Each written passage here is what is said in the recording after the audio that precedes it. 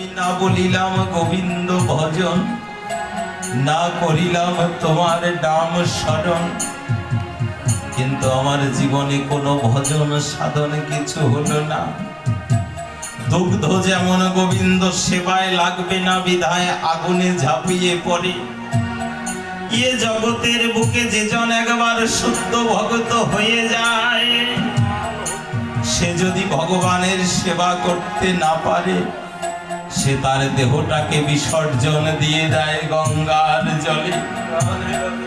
সেখানে ঝাঁপিয়ে পড়ে বলে, প্রাণ গোবিন্দ হে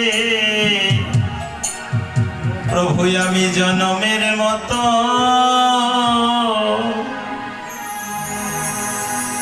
মতো তোমার হলাম।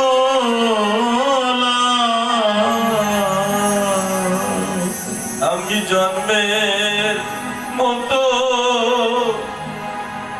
তোমার হলাম। প্রভু আমি জনমের মতো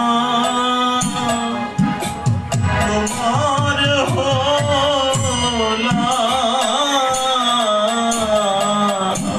প্রভু আমি জন্মের